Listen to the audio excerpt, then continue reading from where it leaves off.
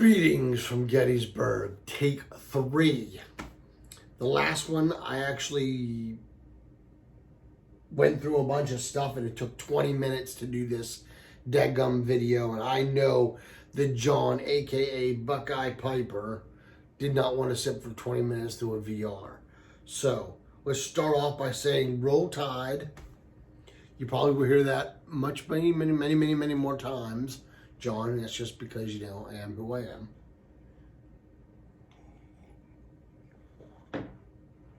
So, great question. Congratulations on the subs, man. 750, that's awesome. So, pairings. Here's the deal. If it is no matter what it is smoking-wise, I could have a cup of mud with it, period. Cup of mud will pair up with anything.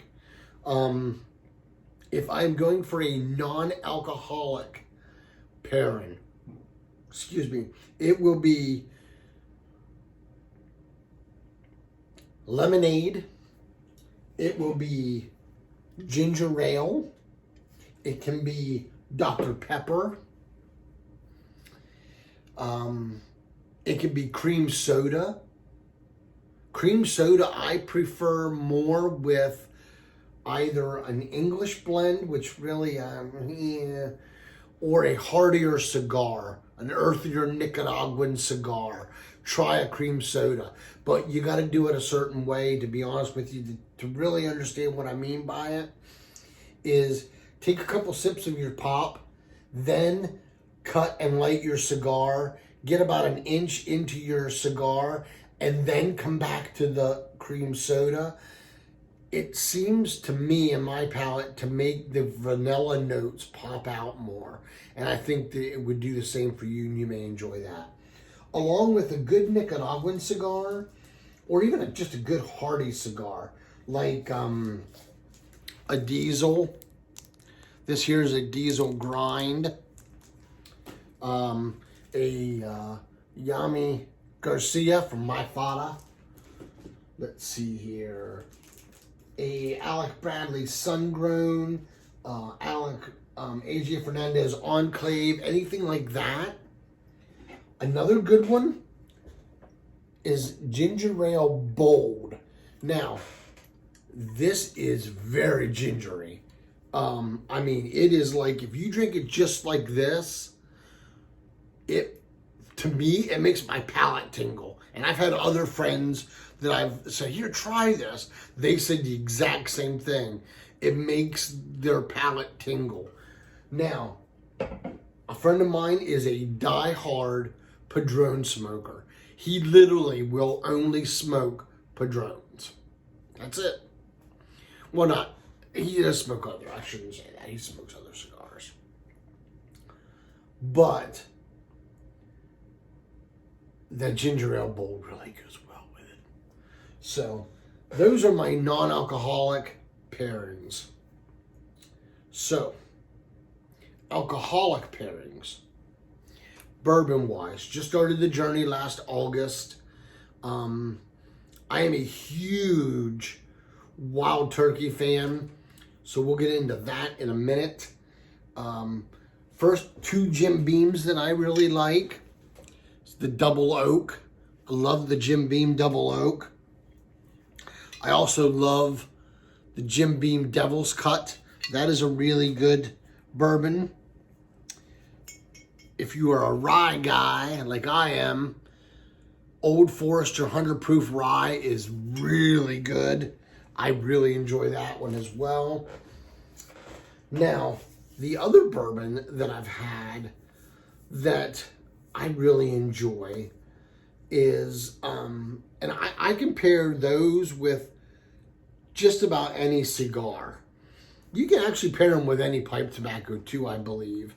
I sip them a lot less if it's a Virginia tobacco, but if it's like a Virginia Burley, and or it's a good Burley or a good OTC blend, those bourbons are really good with those, in my opinion.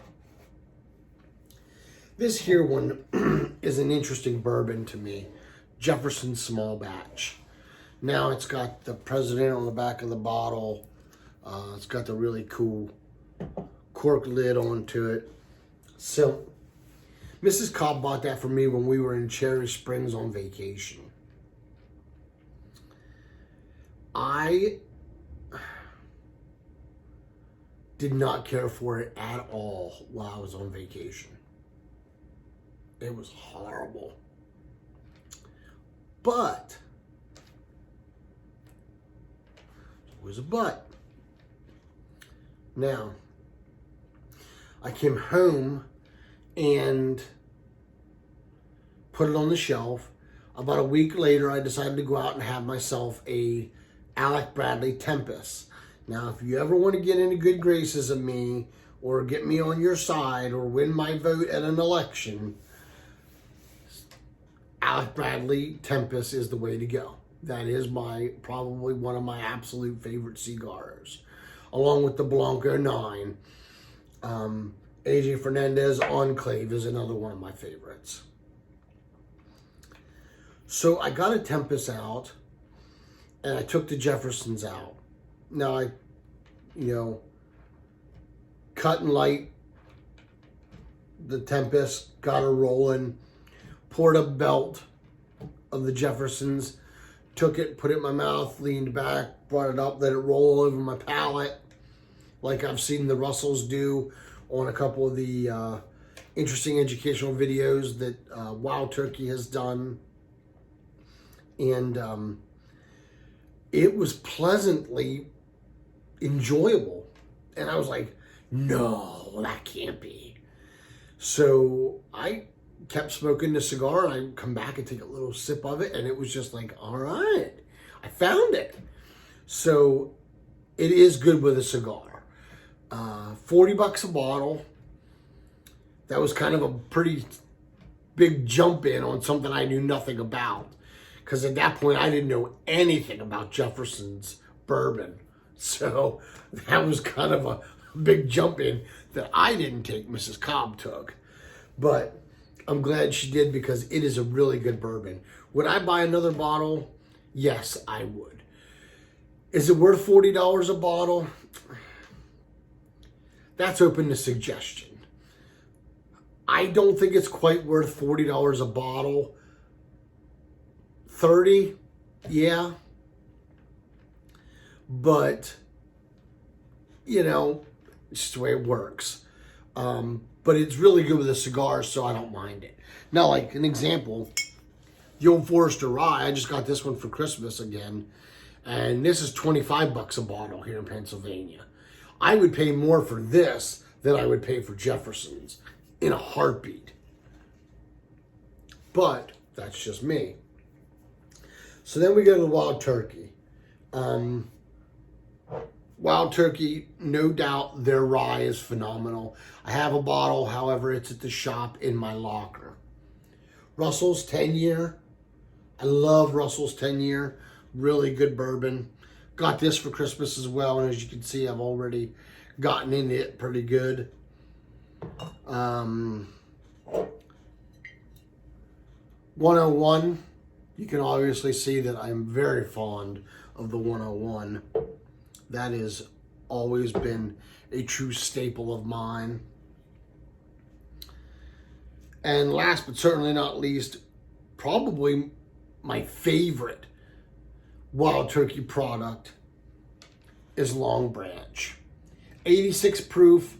Matthew McConaughey was involved in it. He is the first person other than a Russell to ever have their signature on a bottle of Wild Turkey bourbon. He was brought in 2006 as a creative director, and he wanted to make a bourbon. He wanted to be involved in the birth of a bourbon that somebody who was trying to get away from mixing bourbon and or somebody who was looking to be able to drink a bourbon neat. That's why he wanted Long Branch. It is 86 proof, if my memory serves me correct.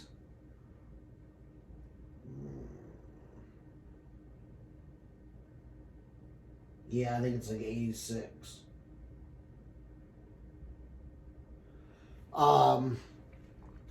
The cool thing about it is filtered over oak and Texas mesquite and charcoal.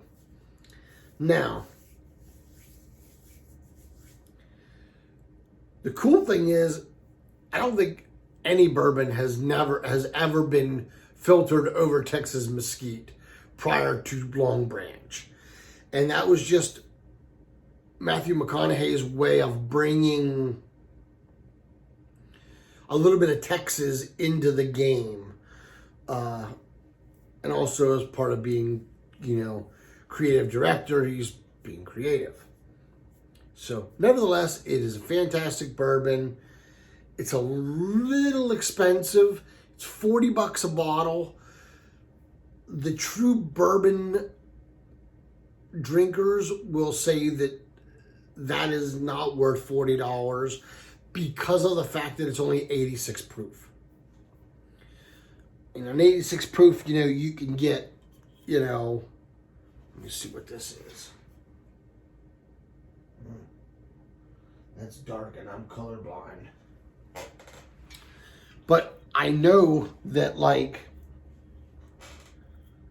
the Devil's Cut is around 90 proof, I think.